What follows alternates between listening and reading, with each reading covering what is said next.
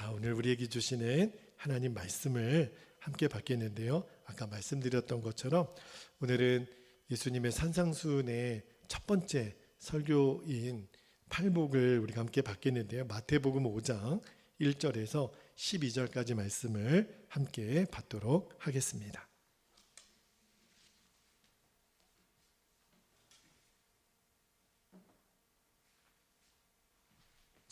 마태복음 5장 1절에서 12절까지 말씀을 저와 여러분이 한 절씩 말씀을 함께 받도록 하겠습니다. 1절입니다. 예수께서 무리를 보시고 산에 올라가 앉으시니 제자들이 나아온지라. 입을 열어 가르쳐 이르시되 3절 심령이 가난한 자는 복이 있나니 천국이 그들의 것이미요.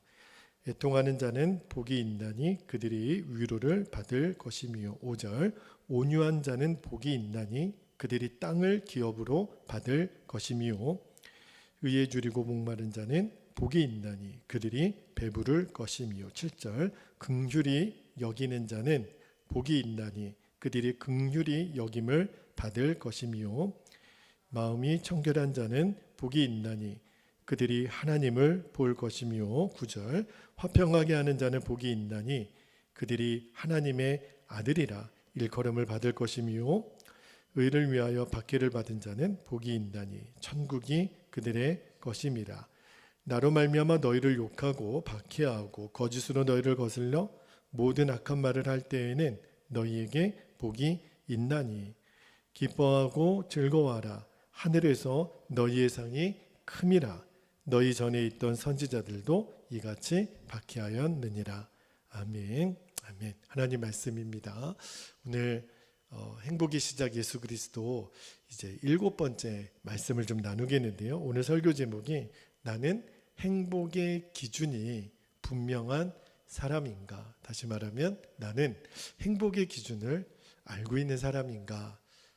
말씀을 나누고 우리가 기도하겠는데, 여러분 우리가 인생을 살면서 어떤 것이 중요하고 또 덜 중요하고 또 어떤 것이 더 크고 작은 문제인지를 구별할 수 있다라고 하는 것은 너무너무 우리들의 인생에 중요한 문제입니다. 그런데 어떤 문제가 더 중요하고 또 그렇지 않고 더 크고 작은지를 이 구별하는 일이 절대로 쉽게 되어지지가 않아요. 많은 경우에 있어서 이거를 우리가 뒤집어 보는 때가 너무 많습니다. 중요한 문제는 너무 작게 여기고, 그리고 사실은 심각하고 큰 문제도 아니에요. 나중에 가보면 사실 아무것도 아닌 문제를 크게 여기는 문제도 있단 말입니다. 자, 예를 들어 볼게요. 여러분, 돈 문제를 우리에게 제일 민감한 그 문제 중에 하나가 재정에 대한 문제잖아요. 자, 돈을 예를 한번 들어보면 여러분 너무 좀 극단적인 예가 될지는 모르겠지만 그래도 한번 들어보세요. 예를 들어 우리가 6.25 전쟁 같은 갑자기 큰 전쟁이 났다고 한번 상상해 보십시오. 다른 나라가 쳐들어왔다거나 그리고 큰 천재지변이 일어났거나 그런 일이 발생하면요, 내가 가지고 있는 돈을 바라보는 기준이 굉장히 달라집니다. 오히려 여러분 생각해 보세요. 막 지금 폭격이 떨어지고 어디로 피난을 가야 될지도 모르는 상황이라고 한다면 내가 가지고 있는 그 돈이 그렇게 커 보일까요? 지금 내 목숨이 먼저 아니겠어요? 오히려 돈을 은행에다 맡기겠어요? 땅에다가 파묻겠어요? 오히려 돈을 더 많이 가지고 있는 게 더 힘들 수도 있어요. 좀 극단적인 예가 될지 모르겠지만 상황에 따라서 이 돈이라고 하는 문제가 커 보일 수도 있지만 작아 보일 수 있다라는 거죠. 여러분, 돈이 있어도 또 우리 인생을 되돌아보면 또 돈이 없어도요, 생각해 보면 우리가 그래도 살아왔잖아요. 그렇죠? 우리가 그렇게 굶거나 그러지 않았잖아요. 우리 인생 한번 저도 제 인생을 돌아보면 가난하고 어려웠던 시절은 있었지만 그래도 하나님이 살려주셨고 먹게 하셨고 또 입게 하셨어요. 그러니까 이 돈 문제만 봐도요, 우리가 정말 중요한 문제가 아니라는 것을 알 수 있는 거죠. 한 집사님이 그런 간증을 한번 하셨어요. 하루아침에 멀쩡하던 회사가 갑자기 부도가 나가지고 이제 쫄딱 망해서 빚더미에 앉게 된 그런 일이 있었습니다. 그런데 이 부도가 난 다음에 이 집사님 마음에 제일 걱정되던 사람이 한 사람이 생각이 나는 거예요. 누구냐면 바로 아내입니다. 늘 결혼하고 고생 한번 제대로 하지 않은 그 아내가 이제 쫄딱 망해서 이제 살던 집도 내줘야 되고 이 어려운 시기를 아내가 잘 견뎌낼 수 있을까? 자신이 없더래요. 한강에 가서 하루 종일 내가 여기 빠져서 죽을까? 그러나 차마 그러지는 못하고 밤 자정이 되어서 겨우겨우 집에 돌아왔는데 온 집안에 불이 다 켜져 있고 아내가 어떻게 알았는지 남편이 들어오자마자 안방으로 그냥 무조건 앉히더래요. 꿀물을 맛있게 한 잔 타고 들어와서 무릎을 꿇더니 남편에게 꿀물을 마시게 하고 꿀물을 마신 다음에 아내가 남편에게 그런 이야기를 해주는 거예요. 여보, 나 어떤 고생도 할 각오가 돼 있어요. 그렇게 아내가 말을 해주는 거예요. 그 이야기를 듣고 이 집사님이 대성통곡을 했대요. 사실은 그렇게 아내가 반응할 거라고 생각을 못 했거든요. 그런데 그 아내의 고생할 각오가 돼 있어요. 그 한마디 때문에 이 집사님이 다시 재기할 수 있는 힘을 얻습니다. 그래, 다시 시작하자. 그리고 너무너무 멋지게 다시 보란듯이 일어나세요.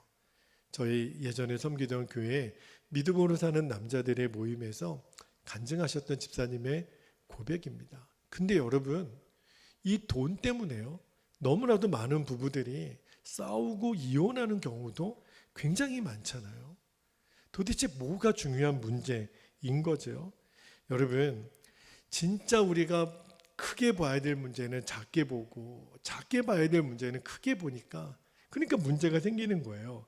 여러분, 근데 작아 보여도 큰 문제가 있습니다. 예를 들어 부부 사이에 어느 순간부터 쳐다보지 않는 거, 부부 사이에 대화가 줄어드는 거, 서로 혼자 있는 시간이 많아지는 거, 사랑의 감정도 식고 아내는 남편에게 순종이 안 되고 남편은 아내에게 사랑이 안 되고 우리 성도들도 마찬가지입니다.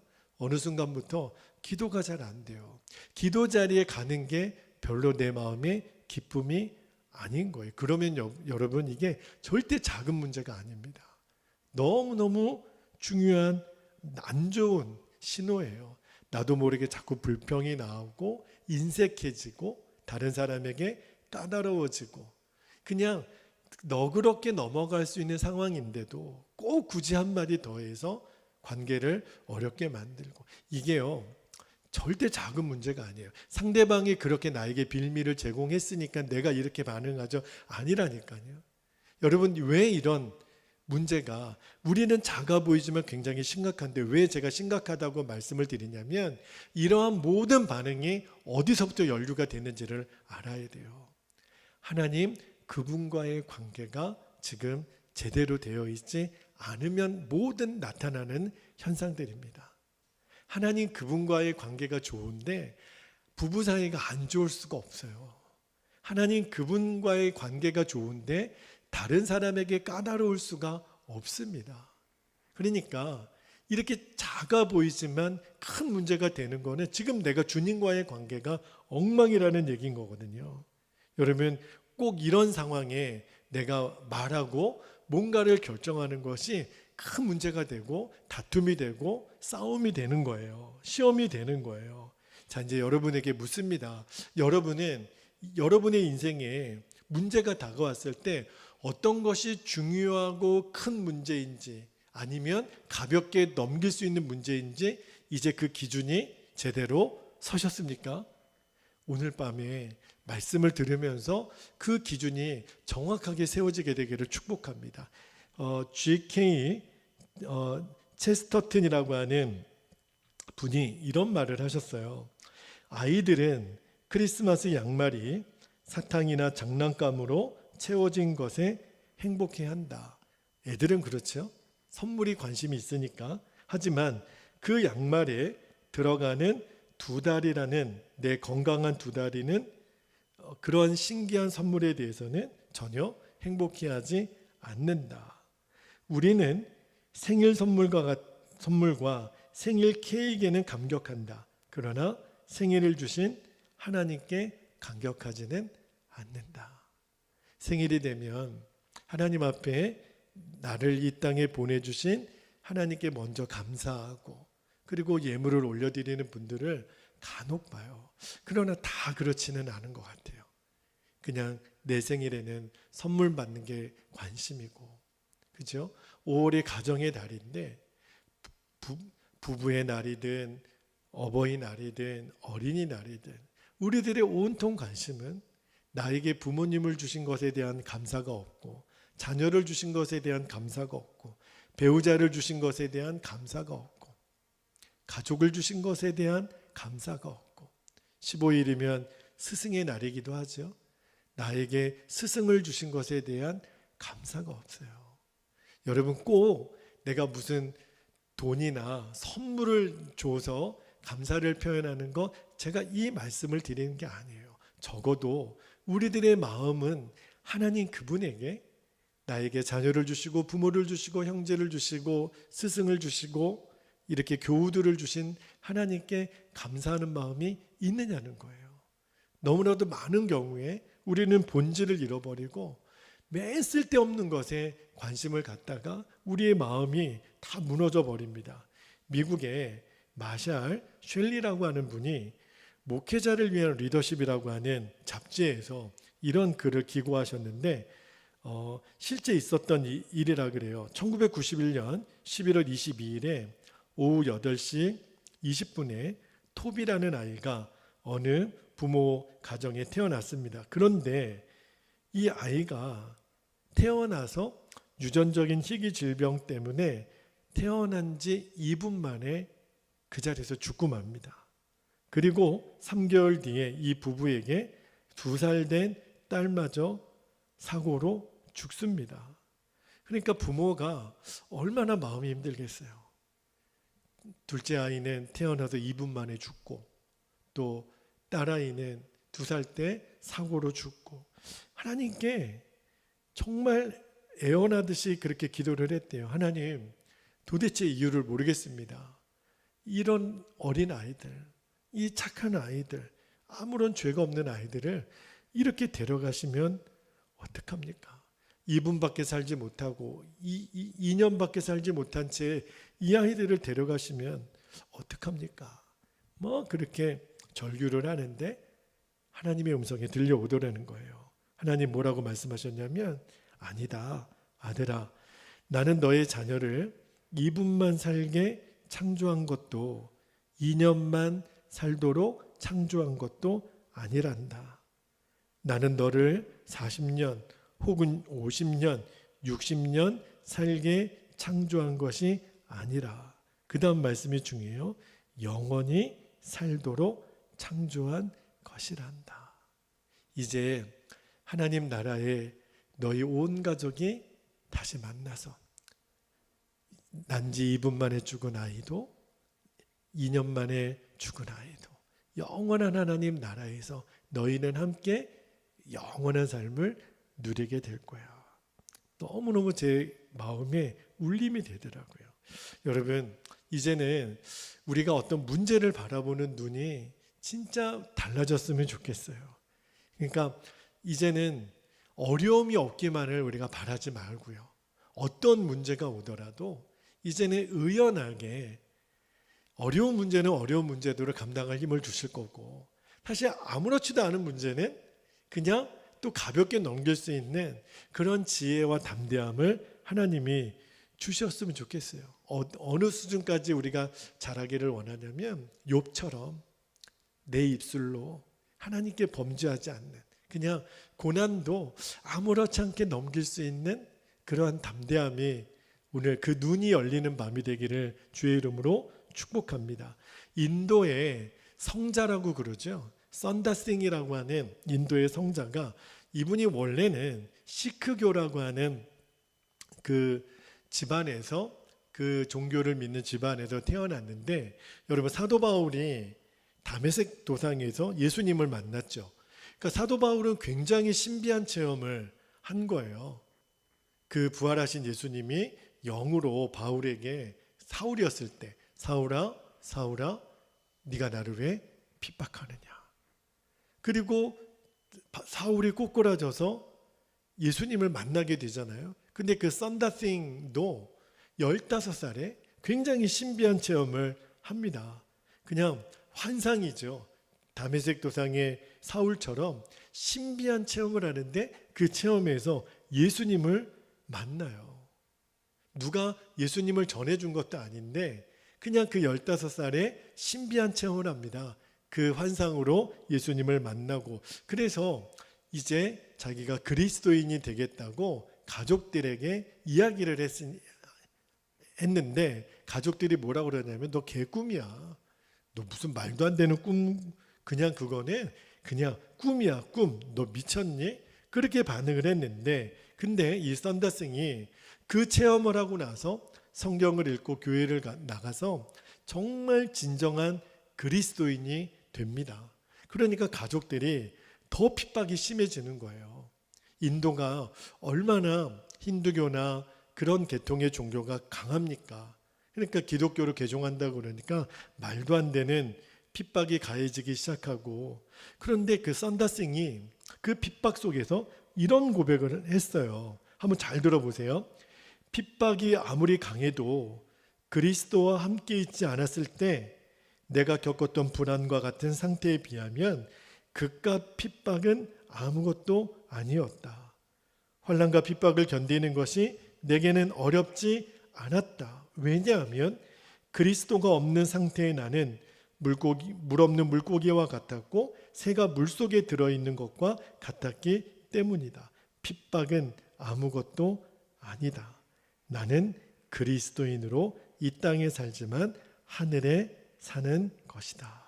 와, 핍박을 무서워하지 않았다는 거예요. 왜냐하면 지금 이 땅에 살지만 내가 영으로는 하나님 나라에 살고 있는 것이 믿어지니까. 그러니까 주님을 바라보는 눈이 열린 사람의 대표적인 표본이죠. 자, 이제 오늘 말씀으로 한번 들어가 볼게요. 여러분, 오늘 우리가 읽었던 마태복음 5장 1절에서 12절 말씀이 산상수훈의 팔복이라고 하는 굉장히 유명한 말씀이에요. 우리가 아까 찬양으로도 드렸잖아요. 그런데 이 팔복에 대한 말씀을 한 구절 한 구절, 제가 나중에 이제 팔복만 한번 시리즈로 말씀을 좀 전할 기회가 있을 거예요. 그때 더 자세하게는 말씀드리겠지만 이 말씀을 한 구절 한 구절 잘 읽어보면 사실은 굉장히 충격적인 말이에요. 왜냐하면 우리의 일반적인 상식, 우리의 경험과는 너무 맞지 않는 말이거든요. 여러분 보세요. 가난한 것이 무슨 복이에요? 애통하고 줄이고 목마르고 핍박받는 게 뭐가 복이에요? 사실은 저주에 가깝지 않아요? 그런데 예수님은 이것이 복이라 그랬어요. 하나같이 이해되지 않는 말씀이에요. 그렇다면 왜 예수님은 우리가 생각했을 때는 저주 같은 이야기들을 왜 예수님은 복이라고 하신 걸까요? 그리고 예수님이 말하는 복의 핵심이 뭘까요? 도대체 뭐길래 왜 가난하고 온유하고 애통하고 줄이고 목마르고 핍박받는 것이 왜 복이라고 하셨을까? 우리가 보기에는 이해도 안 되고 말도 안 되는데 예수님이 말씀하시는 핵심이 있어요. 그게 뭐냐면 이런저런 우리에게는 저주같이 보이는 그 모든 여건들이 그것으로 인하여 예수님 그분과의 관계가 깊어졌다면 그것이 복이라는 거예요. 그러니까 어떤 외부적인 조건 자체가 복과 저주의 기준이 아니라 그것으로 인해서 내가 예수님과의 관계가 깊어졌다면 주님은 그것을 복이라고 말씀하시는 거예요. 이것이 오늘 설교의 주제입니다. 내가 중요하고 덜 중요한 문제, 복인지 저주인지 이제 명확한 기준을 아셔야 돼요. 그저 내가 돈이 많아지고 재산이 많아지고 좋은 집, 좋은 차, 좋은 옷, 풍요로운 어떤 여행 여가생활, 이것이 내 삶의 복의 기준이 아니라 어떠한 조건이든지 그것이 좋든 나쁘든 사람들이 호감을 갖든 저주라고 여기든 그것으로 인하여 내가 예수님과의 관계가 가까워지고 예수님과의 관계가 충만했다면 예수님은 그것을 복이라고 말씀하시는 거예요. 그러니까 오늘 이 팔복의 앞문장이 중요한 게 아니라 하나같이 뒤에 있는 문장이 중요해요. 자, 그 말씀을 제가 뒤에 문장만 한번 이어서 읽어드릴게요. 자, 3절부터 한번 보세요. 복이 있는 사람은 3절부터 천국이 그들의 것이며 4절 그들이 위로를 받을 것이며 5절 그들이 땅을 기업으로 받을 것이며 6절 그들이 배부를 것이며 7절 그들이 긍휼히 여김을 받을 것이며 8절 그들이 하나님을 볼 것이며 9절 그들이 하나님의 아들이라 일컬음을 받을 것이며 10절 천국이 그들의 것임이라 12절에 기뻐하고 즐거워하라 하늘에서 너희의 상이 큼이라. 뭐지요? 하나같이 예수님과의 관계에 대한 이야기예요. 어떤 내가 수지 맞는 어떤 눈에 보이는 일이 아니라 예수님과의 관계에 복의 핵심이 있는 거예요. 여러분, 우리는 다 그렇게 생각하잖아요. 부유하면 좋겠고 입을 옷도 또 좋은 차, 힘도 건강했으면 좋겠고 배부르면 좋겠고 함께하기 싫은 사람은 꼴보기도 싫고 감출 것은 감추고 숨길 거는 숨기고 고생이라는 거는 하기 싫고 이게 인지상정이라 그래요. 근데 여러분 그러면 정말 행복할까? 제가 한국교회가 이제 점점 쇠퇴하는 이야기들을 우리가 듣잖아요. 그런데 많은 신학자들, 목회자들 또 기도하는 분들의 이야기를 종합적으로 들어보면 한국교회가 미국교회, 영국교회를 따라간다라고 하는 그러한 통계를 이야기하는데 거의 비슷하게 가요.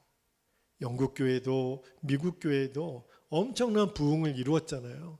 그런데 점점 살만하니까 그리고 고생이라는 것을 원했던 대로 안 하게 되는 거예요.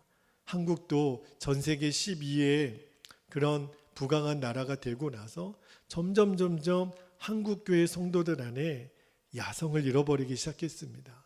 기도하지 않아도 살만하고 목숨 걸고 예전에는 철야하고 금식하고 산기도 가고 밤새워 기도하고 그런 기도를 교회마다 찾아보기가 너무 어려워요. 예전에는 이렇게 금요 예배를 보통은 10시, 11시에 시작해서 다음날 새벽 4시, 5시 이렇게 끝났거든요. 그렇게 기도하는 교회를 찾아보기가 너무너무 어렵습니다. 여러분, 아무런 문제도 없고 내가 원하는 대로 다 되어지면 행복할까? 그렇지 않다는 거예요. 왜 그런 줄 아세요? 점점 주님을 향한 갈망을 잃어버리기 때문입니다. 그러니까 한국교회의 지금 문제, 정말 전 세계의 부유한 나라들이 공통적으로 겪고 있는 기독교의 침체는 이유가 있다는 거예요. 뭐죠? 주님을 향한 갈망을 잃어버린 거예요. 하나님이 왜 모르시겠어요? 너희들이 나를 갈망하는지 세상의 풍요를 갈망하는지 하나님이 왜 모르시겠어요? 주님 없어도 충분히 행복할 거라고 생각하니까 기도할 이유가 뭐가 있어요? 전도할 이유가 뭐가 있어요? 내가 가진 것이 많고 충분히 여가생활 누리며 살 수 있는데 휴가 때 어떤 자원봉사나 어려운 이들과 함께 하지 않고 해외여행 가도 늘 나는 돈이 남는데 내가 기도할 이유가 뭐가 있어요? 하나님 그분을 찾는 갈망을 점점 잃어버리는 거예요. 과연 이게 진짜 복일까? 그리고 나중에 주님 앞에 서게 되는 날 우리가 주님 앞에 어떤 평가를 받게 될까? 여러분 오늘 밤이라도 우리가 주님 앞에 서게 된다면 주님이 저와 여러분의 인생을 어떻게 평가하실 것 같아요? 너는 평생 이 땅에서 받을 복 다 받아 누렸으니 그렇죠? 그러나 이 세상에서 복이라고 하는 것은 고사하고 주님을 위해서 핍박받고 고생하고 애쓰고 그러다가 주님 앞에 서게 되는 날 오히려 주님은 그러지 않겠어요? 나로 인하여 너가 그렇게 귀한 삶을 잘 살아줘서 고맙다. 여러분 모르는 거예요. 지금 우리가 사는 것을 가지고 판단을 못해요. 여러분 오늘 팔복에 대한 말씀을 우리가 한두 번 들었으니까 저도 한두 번 설교한 게 아니에요. 근데 말씀을 묵상하면서 나는 이 복을 진짜로 여기고 있나? 정말 이 복이 나의 결론인가? 주님은 정확히 보기를 원하시더라고요. 그리고 길고 짧은 것은 대봐야 한다 그랬잖아요. 멀리 봐야 돼요. 그리고 더 깊이 봐야 돼요. 예전에 인도에서 선교하셨던 그 조동욱 선교사님이 계세요. 그분이 이제 인도에서 20년 동안 사역하면서 굉장히 귀한 사역을 하셨어요. 현지에 신학교도 세우고 교회도 세우고. 그런데 너무너무 귀한 사역을 했는데 인도 정부에서 너무너무 핍박하는 겁니다. 비자도 내주지 않고. 그래서 결국은 이제 추방당하게 됐는데 이 조동욱 선교사님이 현지에 있는 이제 사역자들에게 자기는 이제 체류 자격이 없으니까 모든 권리를 다 이양하고 신학교도 건물도 다 자기는 아무것도 가지지 못한 채로 나올 수밖에 없는 상황에 그분이 이제 인도를 떠나서 고국으로 돌아오지 않고 옆에 있는 네팔이라는 나라에 또 선교지로 떠나면서 그런 글을 쓰셨어요. 뭐라고 쓰셨는지 여러분에게 좀 읽어드립니다. 너무 은혜가 되더라고요. 이렇게 말씀하셨습니다. 저의 선교지는 히말라야 산자락입니다. 네팔과 부탄 중간에 중국으로 넘어가는 히말라야 길목에 자리하고 있습니다. 사역 초기 몇 년 동안은 저희 부부 주변은 아무것도 없는 형편에 둘러싸여 지냈습니다. 먼저는 한국 사람이 없었습니다. 나를 지도해 줄 선배 목사님도 없었습니다. 내가 잘못하면 꼬집어 줄 장로님도 없었습니다. 한국말로 설교할 기회도 없었습니다. 설교를 한다 할지라도 그 설교를 들어줄 성도가 없었습니다. 물론 김치도 없었고 커피도 없었고 그러나 그런 건 아무 문제가 아니었습니다. 그처럼 없는 것으로 가득한 그 자리에 나를 가득 채워주는 것이 있었기 때문입니다. 하나님의 은혜는 넘쳤습니다. 평안이 넘쳤습니다. 하는 일들이 잘 될 것이라는 확신이 넘쳤습니다. 무엇보다도 기쁨이 넘쳤습니다. 왜였는 줄 아십니까? 나의 주권이 사라진 그곳에 예수님 그분이 나를 다스리고 계셨기 때문이었습니다. 그러다가 저는 선교지를 떠나야 해서 신학교의 지도력과 선교 재산을 현지 형제들에게 넘겨주기 위해 재산 목록을 작성해야 했습니다. 신학대학 캠퍼스의 건물, 개척된 교회들과 호산나 스쿨의 동산과 부동산, 그리고 신학생들과 교수들, 목회자들과 교인들, 그리고 호산나 스쿨의 학생들, 교사 등 우리는 선교재산 점검 결과를 보고 모두 놀랐습니다. 하나님께서 엄청난 일들을 행하셨구나 하는 사실에 감탄했었습니다. 정말 아무것도 없었는데 이 모든 것이 도대체 어디서 생겼느냐 말입니다. 그 감격이 너무나 커서 큰 선교 재산을 인도 형제들에게 넘겨주는 것이 하나도 안타깝지 않았고 선교지를 떠날 때 저는 감격할 수 있었습니다. 그러면서 조동욱 선교사님이 이렇게 우리에게 권면하셨어요. 여러분, 가난해지기를 선택하고 그것을 실천해 보십시오. 가난을 선택해 보라는 거예요. 그러면서 말씀을 인용하셨는데 마태복음 6장 11절 말씀을 인용하셨어요. 너희는 이렇게 기도하라. 우리에게 일용할 양식을 주옵시고.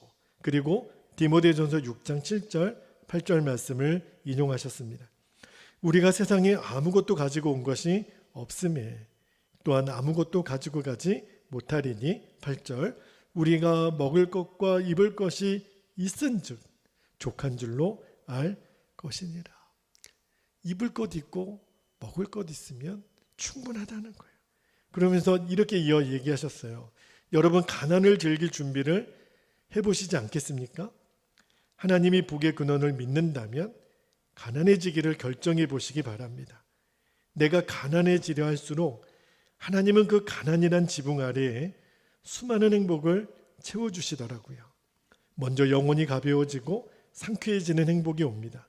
아주 작은 것에도 엄청나게 감사하고 감격하는 행복이 찾아옵니다. 그런가 하면 가난을 선택한 우리의 마음에 하나님의 은혜, 평강, 그리고 능력, 무수한 하늘에 속한 복들로 가득 채워집니다. 가난은 하나님이 부어주는 복을 채우는 영적인 곳간입니다. 그렇게 고백을 하셨어요. 이어서 얘기하셨습니다. 가난을 선택하는 것은 인생의 주권을 하나님께 맡기듯이 나의 행복 추구 주권을 하나님께 넘겨드리는 실제적인 행동입니다. 사람의 손으로 만든 행복이 아닌 하나님이 직접 공급하시는 행복을 누릴 수 있습니다. 그렇지 못하면 말씀을 또 한 구절 인용하셨어요. 디모데전서 6장 10절 말씀.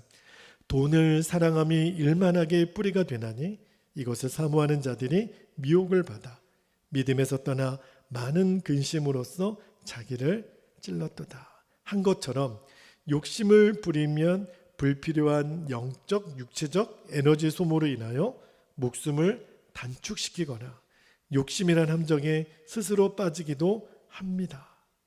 제가 조동성 교사님 그 권면의 말씀을 들으면서 정말 마음에 아멘이 되더라고요. 진짜 아멘이구나. 그리고 이제 여러분도 이 말씀을 들으면서 저는 조동욱 선교사님의 권면이 저와 여러분에게 부담이 아니라 확신이 되기를 축복합니다. 여러분 두려우시죠? 가난해지기를 선택하라 그러니까 매일 먹고 싶은 것도 못 먹고 그렇게 정말 비참하게 살 것 같아서 걱정되세요? 아니에요. 우리가 가지고 있든 가지고 있지 않든 선교사님의 메시지 핵심은 예수님 그분으로 충만하라는 거거든요. 그러면서 이렇게 도전을 하셨어요.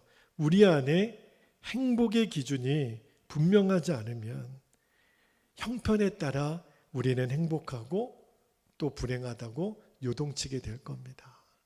제가요, 그 동행 일기를 밤마다 쓰면서 제가 여러 목사님들하고 이제 한 10분 정도 되는 목사님하고 매일 일기를 함께 나누고 공동체 일기를 쓰고 있는데 제가 목사님들의 일기를 읽으면서 늘 도전이 되는 게 뭐냐면 목사님들의 일기를 읽어보니까 큰 교회에서 목회한다는 거, 누구나 인정해주는 꽤 높은 직책과 직함을 가지고 있다는 것, 그리고 오라고 하는 요청이 많은 것, 이것이 행복하다라고 고백하는 목사님은 한 명도 못 봤어요.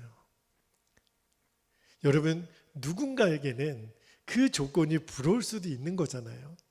그죠? 그런데 누군가에는 부러운 그 조건이 누군가에게는요, 불평의 조건이 되더라고요.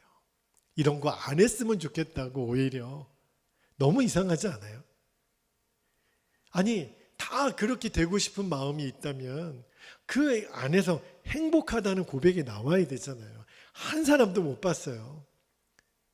그 많은 성도들 신방하고 섬기고 그 큰 교회, 큰 직함들 오라는 대로 다 쫓아다니는 일들이 행복하지 않대요. 힘들어 죽겠다고 그러세요. 뭐죠? 여러분, 행복의 기준이 도대체 뭐죠? 여러분, 우리가 상황이나 환경을 주목하면 진짜 행복을 놓치게 되는 거예요. 행복의 기준이 명확하지 않으니까. 그러니까 예수님이 오늘 우리에게 가르쳐 주시는 핵심은 너무 명확해요. 행복의 기준은 우리 눈에 보이는 여건이나 환경이 있지 않다는 거예요. 예수님 그분과의 관계에 있다는 거예요. 내가 예수님하고 충만한 관계 속에 있으면 행복한 거고, 그 나머지 것들은 예수님과의 관계의 충만함으로 다시 해석이 되는 거예요. 가지고 있으면 가지고 있는 대로, 없으면 없는 대로, 누리면 누리는 대로, 못 누리면 못 누리는 대로, 다 사명일 뿐이죠. 그것 자체가 우리에게 행복을 주고 불행을 주는 조건이 아니라는 거예요. 여러분, 우리도 이제 우리가 기도할 건데 우리도 이제까지 생각하면서 이렇게 되면 행복할 거야 라고 생각했던 기준들을 오늘 우리가 예수님의 십자가 앞에 다 내려놓기를 원합니다. 주님의 보혈로 주님, 내가 잘못 생각했던 행복의 기준을 오늘 내려놓기를 원합니다. 십자가의 역사가 나를 다스려 주옵소서. 그렇게 우리가 기도하면 주님이 저와 여러분의 마음에 행복의 기준을 명확하게 부어주실 줄 믿습니다. 혹시 지금 여러분의 마음이 나는 왜 이렇게 심령이 가난하지? 나는 이렇게 애통하지? 나는 왜 이렇게 의에 줄이고 목마르지? 나는 왜 누군가를 보면 이렇게 긍휼한 마음이 들지? 나는 왜 이렇게 깨끗한 걸 좋아하지? 나는 이렇게 화평한 걸 좋아하지? 나는 의를 위하여 핍박을 받으면 더 왜 이렇게 기쁘지? 그러면요, 여러분 너무너무 분명하게 행복의 기준을 가지고 계신 분이에요. 너무너무 잘 살고 계신 분이에요. 제일 부러우신 분이에요. 여러분 요즘 그러십니까? 그렇다면 정말 할렐루야죠. 그러나 혹시 그러면 나 좀 힘든데 이런 마음이 든다면 오늘 주님 앞에 결론을 내렸으면 좋겠어요. 하나님, 이러이러한 조건들이 나에게 행복을 주는 이유가 아니었군요. 예수님, 당신이 나에게 행복의 이유가 되시는 거군요.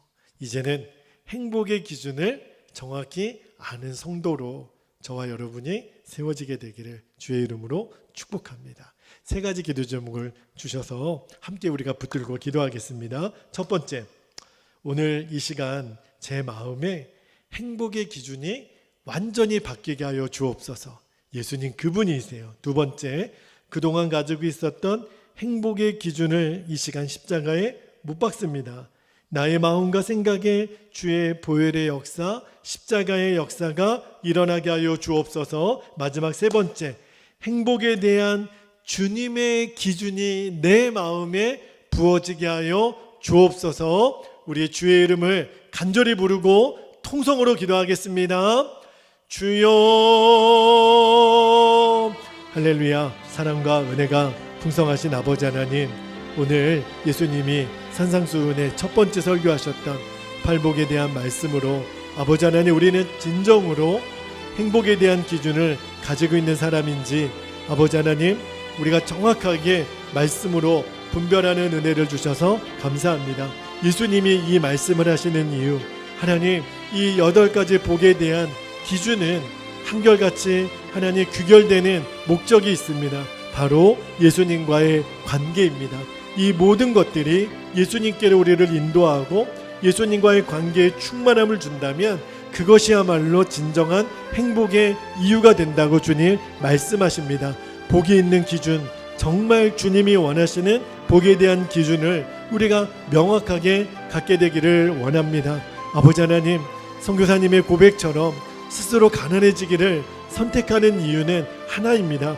예수님으로 충분하기 위해서, 예수님으로 더 충만하기 위해서 아버지 하나님 그 삶을 선택하시는 그 결단을 아버지 하나님 우리도 부담이 아니라 확신으로 받게 되기를 원합니다. 우리들의 모든 판단 기준, 아버지 하나님 정말 중요한 것을 중요한 것으로 볼 줄 아는 눈이 열리게 되기를 원합니다. 영적으로 그동안 미혹당하여 아버지 고통당하고 가난하고 헐받고 하나님 무시당하고 하나님 왜 나만 고생하는 것 같고 아버지 하나님 대접받지 못하는 것 같고 아버지 하나님 우리가 이 땅에서 무명한 자가 되고 대접받지 못하고 하나님 어려운 자의 편에 있으며 아버지 하나님 누구도 나를 알아주지 못하는 그 자리가 주님은 복이 있는 자리라고 말씀하십니다. 왜냐하면 주님 앞에 서게 되는 날 우리가 다 받을 복이기 때문입니다. 아버지 하나님, 우리가 원하는 것은 예수님 당신과의 충만함입니다. 예수님 당신과의 친밀함입니다. 아버지 하나님, 우리가 이 기준을 명확하게 눈뜨게 되기를 원합니다. 돈이 없다고, 배우지 못했다고, 가진 것이 없다고 비굴해지지도 말게 하시고, 하나님 거꾸로 내가 많이 배웠다고, 가지고 있다고, 돈이 있다고, 하나님 내가 인물이 잘났다고 교만해지지도 말게 하여 주옵소서. 아버지 하나님, 모든 것들은 진정한 행복의 이유도 아니고 조건도 아닙니다. 아버지 하나님, 그렇다면 팔복에 이렇게 말씀하지 않으셨을 것입니다. 아버지 하나님, 오늘 구구절절 말씀하신 예수님과의 관계의 친밀함의 복, 우리가 하나님의 아들이라고 일컬음을 받을 것이고 천국을 소유를 받게 될 것이고 위로를 얻게 될 것이고 우리가 누군가에게 화평케 하는 자로 서게 될 것이며, 아버지 하나님, 이 주님과의 관계에서 주어지는 이 놀라운 행복, 이 놀라운 충만함, 이 놀라운 감격이 오늘 우리들의 것이 되기를 원합니다. 누가 알아주지 않아도, 아버지 하나님, 이 땅에서 대접받지 못해도 하나님, 예수님으로 충만한, 예수님으로 충분한 그러한 인생 되기를 원합니다. 그러한 우리들의 심령이 되기를 원합니다. 그리하면 충분하겠습니다. 하나님, 환경도 여건도 사람도 아버지 하나님, 우리에게는 중요한 기준이 아닙니다. 그렇게 될 수도 없습니다.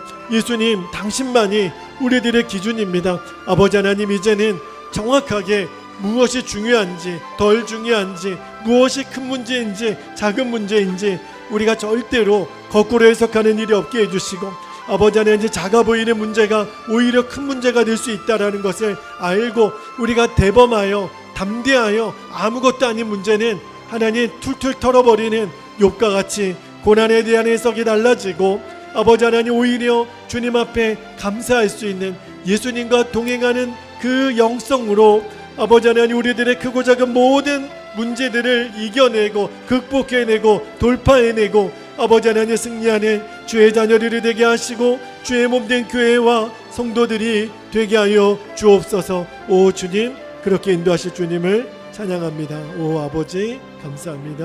주님 감사합니다. 주여 감사합니다.